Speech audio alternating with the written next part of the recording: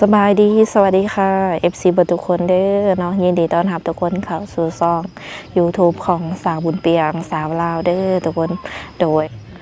มาพอกับสาวบุญเปียงในมื้อนี้เนาะหรือว่าตอนนี้ก็เป็นเวลาช่วงเที่ยงมื้อนี้ทางสาวเปียงก็สิพา FC หรือว่าหนุ่มๆที่ว่ายังโสดยังบ่มีคู่มีคิงไปหาสาวโสดแม่แนวใดก็ฝาก FC เป็นกำลังแรงใจให้สาวบุญเปียงในเด้อเนาะโดยการกดไลค์กดแชร์กดติดตามหรือว่าคอมเมนต์มาได้โดยสำหรับช่องทางติดต่อแมนทักมาเอานำสาวบุญเปียงได้ทางเฟซหรือไลน์ของสาวบุญเปียงเด้อทุกคนเด้อโดยถ้าหากว่าคำว่าคำจาเนาะหรือว่าพฤติกรรมใดต่อไปนี้บ่เหมาะสมทางสาวบุญเปียงเองก็ต้องกราบขอโทษขออภัยไว้ก่อนเด้อทุกคนตอนนี้ก็อยู่ตรงหน้าเนาะบรรยากาศดีแบบเย็นช่วยโดยเราวันนี้ก็คือว่าใครแน่บไดเด็ดเท่าเมื่อวานนี่ทุกคนก็คือพ่อสู่ได้อยู่มาเนี่ยโดยปะน่าได้ก็มีแต่ว่าทางเขากับซีได้ขออนุญาตเข้าไปโอไปลุมเข้าไปถามไทยเนาะที่มาที่ไปของสาวโสดคนนี้เลยว่าจุดประสงค์หลักๆต้องการอย่างหรือว่าอยากได้ผู้ชายประมาณไหนโดยสบายดีสบายดีสาวโสดหน้าใหม่ สำหรับซองของสาวบุญเปียงเนาะทุกคนขออนุญาตถามคือน้องหลาซื้อแนวใดสื่อสอนตอนนี้อายุจักปีอายุ18ยังเฮียนอยู่บอกแม่นเฮายังเรียนบ่จบใกล้สิจบหรือยังใกล้แล้วปีหน้าม.7แล้วก็เรียนอีกปีหนึ่งก็จบสรุปแล้วนี้ยังอยู่2 ปีบ่ที่ว่าต้องเรียนเฮาอยู่ม.6สิขึ้นม.7เด้ก็ต้องเรียนปีหนึ่งตอนนี้นี่ม.6แล้วจบแล้วเนาะยังอีกปีหนึ่งแม่นเรียนม.7ว่าซั่นๆเนาะบ่มีวางแผนแบบสิไปต่อบ่ยังบ่ฮู้ โดยอันนี้แบบว่าเป็นการเปิดใจรอบที่เท่าไหร่เนาะรอบที่3ก็คือสำหรับซ่องเอื้อยเป็นครั้งแรกเนาะแม่คือเปิดใจนี่เปิดใจแบบใดหาแฟนหาคนคุยแฟนแต่ว่ายังบ่ทันอยากสร้างครอบครัวบ่กะขายเรียนจบแบบลงไปฮอดทางเรียนจบแบบก็จังแบบคอยสร้างนะเฮาอยากเรียนให้มันจบเป็นแฟนกันไปก่อนประมาณนี้เนาะเรียนจบแล้วก็บางทีก็อย่างสร้างครอบครัวเลยก็มีโดยคือเปิดใจนี้น้องหลาก็มีแบบสเปคอยู่บ่คิดว่ามักผู้ชายแบบใดก็แบบใดก็ได้เฮาบ่ค่อยได้เลือกสเปคอย่างเช่นแบบว่ารูปร่างหน้าตาบ่เกี่ยวบ่หรือจังไดบ่เกี่ยวอายุเด้ประมาณ60กว่าลงมาก็ได้จนฮอด18 19สิบ่นี่สูงสุดนี่แม่นรับได้แต่60บ่60ปลายนี่แม่นแล้วเนาะก็อัน60ปลายบ่ซำใดก็ได้หั่นนะเกือบเสร็จคุยลิ้นกับคุยแบบเป็นพอเป็นแฟนหั่นนะแต่ก็บ่ฮู้ว่าสิจริงจังแบบคนสิลมนำสิจริงจังนำหรือบ่นะก็ยันว่าผู้เฒ่ามาตัวเด็กน้อยบ่แม่นผู้เด็กน้อยเป็นตัวผู้เฒ่าได้มีแต่ว่าโลกเบิ่งแบบโลกศึกษานิสัยกันเบิ่งประมาณนี้บ่คือน้องนี่บ่ได้ติเนาะเรื่องอายุหรือว่ารูปร่างหน้าตาเพิ่นบัดส่วนน้องเป็นคนแบบว่านิสัยใจคอแบบใดเฮาบ่เฮาเป็นคนตรงๆแบบมีหยังก็คุยกันตรงๆหั่นนะแบบเฮาบ่มักแบบคนขี้ตัวแบบว่านั่นนี่หั่นนะคันว่าส่วนเฮาสิว่าได้คันว่าอ้ายแบบมีเมียทางพุ่นมีแฟนทางพุ่นแล้วมาตัวน้องค่ะแล้วแบบมีเกิดอันนั้นมาแล้วเฮาบ่อยากให้มันเกิดเรื่องอีหยังเฮาแบบมักคนตรงก็คือมีหยังแม่นอยากให้เว้ากันตรงๆเนาะบ่อยากให้เข้ามาแบบตัวกันส่วนนั่นเด้น้องหลาสูงเท่าใดเฮาบ่สูง150ปลายแต่บ่55โดยน้ำหนักอยู่ที่เท่าใด45กำลังดีเนาะโดยคือมื้อนี้ สิว่าในมื้อนี้บ่ได้ไปโรงเรียนบ่หรือว่าเพิ่นพักแล้ว พักแล้วเซ็งพักยังเซ็งแล้วเด้ แสดงว่าช่วงนี้ก็คือมีเวลาคุยแบบกับหนุ่มๆนี่เต็มร้อยบ่ แม่น โอ้หรือบ่ได้เฮ็ดเวียกหยังเสริมบ่ช่วงนี้ ก็ยังบ่ฮู้ว่าสิไปทางไหนหั้นนะ อืม ก็ยังหาอยู่หาเวียกอยู่เพราะว่าหากระเซ็งแล้วเด้ หากเคยไปเฮ็ดเวียกเฮ็ดหยังอยู่บ่ล่ะเหตุการณ์เฮ็ดงานอยู่ไสอยู่บ่ ก็เคยไปเฮ็ดอยู่ห้านอาหารไปเสิร์ฟ โอ้ ไปเสิร์ฟอาหารเดี๋ยวนี้ออกแล้วแลยังหาเวียกอยู่ว่าสิไปเฮ็ดอยู่ไส อืมก็เคยไปเฮ็ดแบบว่าฟังไทยอยู่บ่ บ่เคย แบบไปลิ้นไปเที่ยวนี่ได้เคยไปบ่ เคยไปเฮ็ดบุญเทื่อหนึงแล้วก็มา เฮ็ดบุญให้ไผน้องล่ะ แบบบ่ได้อันไปเอาบุญนะไปเฮ็ดบุญแถววัดหั้นนะ โอ้ไปทำบุญอีหยังซื่อๆเนาะ แม่น โดย ไปเฮ็ดบุญ เออเออ ตอนที่ว่าเฮ็ดเวียกอยู่ฟังแบบบ้านเฮาจังซี่นะได้เงินเดือนหลายบ่ตอนเป็นเด็กเสิร์ฟ ตอนนั้นน่ะประมาณ1.8 ล้านละ2 ล้านนี่แหละเฮาเฮ็ดตอนนั้นแต่เดี๋ยวนี้เฮาบ่ฮู้ว่าสิได้เท่าใด โดย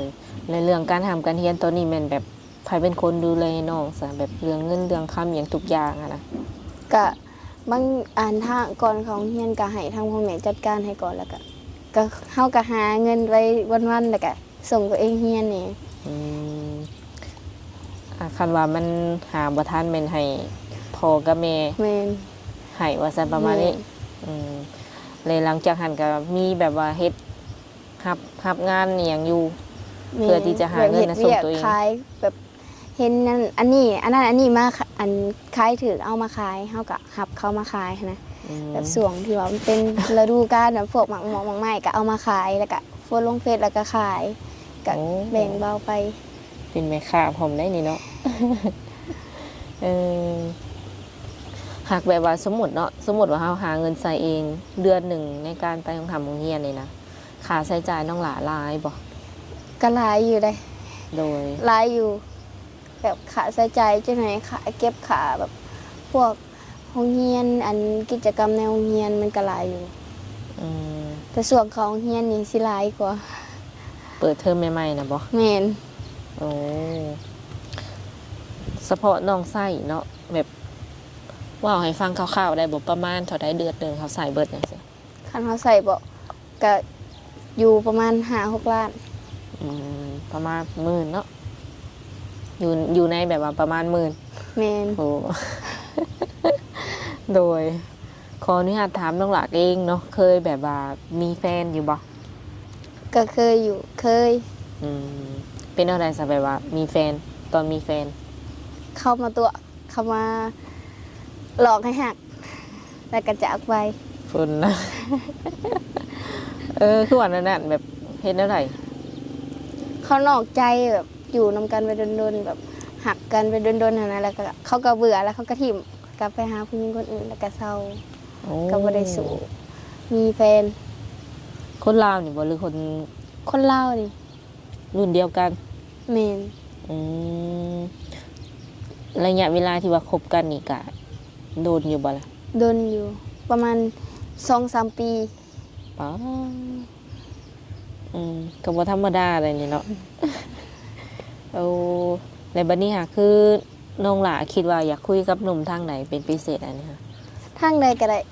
อืม ก็บ่ได้แบบบ่ได้ติหยังนะลงทางใดก็ได้ เอาบ่ได้มีทางไหนเป็นพิเศษ โดย เท่ากันติ แม่น เออแต่ว่าเรื่องการสื่อสารน้องหลาก็ได้เบิดบ่ลาวไทย หรือว่าอังกฤษอหยังจังซี่ก็ได้เบิดบ่ อังกฤษนี่บ่ค่อยได้ปานใดลาวไทยนี่ได้ อืมปัจจุบันนี่แม่นน้องหลาอาศัยอยู่นำ พ่อแม่ โดยมีไอ้น้องจักคนน้องหลา มีเจ้าเป็นคนที่เท่าไหร่ 3คนที่3เลย ป้าลูกสาวหลา โดยไอ้น้องเพิ่นสร้างครอบครัวเบิดแล้วหรือยัง ยัง โอ้ยังเป็นโสดคือกันกับเจ้านี้ แม่น เออผู้หญิงหรือผู้ชายก็อ้าย อ้ายผู้ชาย อ้ายเลย 2อ้าย2คนแล้วเฮากับผู้หญิงคนเดียว ป้าสาวหลาแล้วก็สาวเดียวอีกได้เนาะโอ้ต่อไปสิเป็นผู้โชคดีทุกคน โดย เพิ่นมีแบบว่ามีงานเฮ็ดแล้วบ่หรือว่า แม่นเพิ่นไปเฮ็ดเวียกอยู่ไทย อืมพ่อกับแม่เลยซะน้องล่ะแบบเพิ่น เพิ่นค้าขายแบบพวกปลูกผักค่ะนะปลูกผักไปมือแล้วก็ตัดขาย อืมเฮ็ดเวียกอันเดียวกันบ่พ่อกับแม่ แม่น เป็นพ่อค้าคือกันเออโดยแล้วเพิ่นอนุญาตอยู่บ่ว่าสมมุติว่าเฮาแบบสิมีแฟนตอนนี้อะนะ โดย ตอนที่กำลังเรียนจบประมาณนี้ โดยเพิ่นก็บ่ได้ติหยังเลยเพิ่นบ่ได้ว่าหยังอยากมีก็มีนะ ก็ให้มีได้ โดยลูกหักไผแม่ก็หักนำ เห็นไหม โดยพ่อกับแม่อายุประมาณเท่าไหร่จือบ่ ประมาณ50ปลาย ทั้งสองเลยแล้วเพิ่นบ่ว่าบ่แบบว่าอย่าเอาคนที่อายุหลายเด้อจังซั่นจังซี่นะ บ่เด้บ่มีเพิ่นบ่เคยเว้าจักเทื่อแบบเพิ่นอยากมีไผก็มีหั้นนะ เออ ขอแต่อย่าใจแตกก็พอ ต้องเรียนจบก่อนติ แม่น ความหมายของพ่อเพิ่นก็คือว่ารุ่นใดก็ได้ แต่ว่าอย่าไปนำเขาบ่ เอาอดเอาเนาะยังอีกปีเดียวแม่นแล้ววะ แม่น คันว่ามากแข่งก็อดเอา เพิ่นก็ค่อยถามไทยเจ้าอยู่บ่แบบพ่อแม่เพิ่นแบบเรื่องผู้บ่าวผู้เพล ประ บ่ มาณนี้ เลยเพิ่นบ่ได้ค่อยถามเพราะว่าบ่ได้เคยเห็นให้เพิ่นเห็นแบบเรื่องแบบมีผู้บ่าวนั่นน่ะนี่หั้นนะแบบบ่เคยเห็นให้เพิ่นเห็นหั้นนะเฮาก็อยู่เงียบๆแล้วก็แล้ว แบบนี้ แต่เพิ่นก็ฮู้อยู่แล้วว่ามีผู้บ่าวนั่นน่ะนี่ เพิ่นก็บ่ค่อยวนนำปานใดเนาะ แม่นเรื่องนี้บ่ค่อยวนแต่ว่าอย่าไปนำพวกอันไหนก็พอ อืมโดยผักของเฮียนตอนนี้นี่แบบน้องหลาเฮ็ดหยังแน่ซะแบบอยู่ในเฮือนในซ่าน ก็เฮ็ดเวียกเฮือนตกตื่นเช้ามาก็มีแต่นึ่งข้าวล้างถ้วยเกลือเป็ด เฮ็ดเป็นเบิดบ่ แม่นเฮ็ดกินให้พ่อแม่ เฮ็ดกินก็ได้จ้ะ โดย โอ้ให้หน้าตะกร้าได้เฮ็ดบ่ปีนี้ น่าจะเฮ็ดทางอยู่บ้าน อืมก็มีเนาะให้หน้าตะกร้าก็ โดย ที่ว่าเป็นของเฮือนเจ้าเลยนี่ได้ แม่น โอ้บ่ธรรมดาเนาะทุกคน แบบฐานะครอบครัวเฮานี่คิดว่าจัดอยู่ในระดับใดน้องล่ะ ก็บ่ฮู้นี่ ทุกข์ยาก จะทำ ปานกลางหรือว่า ปานกลาง มี ปานกลาง อ๋อพออยู่พอกินเนาะ แม่น อ๋อเอาดี เนาะคันว่ามีคนแบบว่าเพิ่นถึกอกถึกใจน้องหลานเนาะเพิ่นอยากทักมาเล่นน้ำนี่สามารถทักมาได้ทางใด ทางไลน์ก็ได้ อืม มีไลน์อยู่ แจกเป็นไลน์บ่ โดย คันเพิ่นถามหา Facebook เด้ ได้ทาง Facebook เออสรุปแล้วแม่นแจกได้ทั้งสอง แม่น ทั้งไลน์แล้วก็ Facebook เนาะอืมคือแบบว่า สามารถมาหาได้บ่ ได้ ช่วงนี้มาหาได้ตลอดเลยบ่ โดย โอ้ว่าแท้ได้เนาะสมมุติว่าพามานี่พามาหาเลยได้บ่แบบบ่ต้องนัดตรงหยัง แบบมาเซอร์ไพรส์เลยบ่ ก็ได้อยู่ มาหาอยู่เฮือนได้เลย โดย เออ ใจเพิ่นได้เนาะทุกคน มันจะเป็นต้องนัดเพิ่นมาโลดคันว่าเพิ่นแบบว่าอยากให้น้องไปหาได้สบายแบบเพิ่นมาหาบ่ได้เลยเพิ่นแบบอยากให้น้อง คัน เป็น เฮา คน ไปหามันก็สิยากแน่เพราะว่าเฮาก็บ่มีบัตรสปอร์ตแล้วก็บ่มีบัตรผ่านแดนหั่นน่ะ อื มันไปมันก็ต้องยาก อืม บ่ฮู้สิเฮ็ดนี่ บ่ น หากแต่ฮอด18แท้ติยันขามบ่ได้บ่แม่นหยัง เคยแบบเมื่อก่อนนี่เฮ็ดแบบได้สไปแบบขามไปทางฝั่งนั้น อันเฮ็ดบัตรขาวทางอันตอนน่ะเฮาไปแต่ตอนน้อยๆแหละ อันไปอันนั้นมีบัตรผู้ฮู้จักแม่เฮาเด้ตอนนั้นเรามีบัตรลูกเราก็ให้เฮาเป็นลูกทางเขาหั่นน่ะ ก็ไปได้ ตอนน่ะตอนน้อยๆดอก เคยไปครั้งเดียวบ่ประ มี มาณป้าไปครั้งเดียวตั้งแต่ข้าวยัง ยังน้อยพุ่น ยังน้อยโดยตอนนี้ก็น่าสิคือกันเนาะมาบัตรแบบ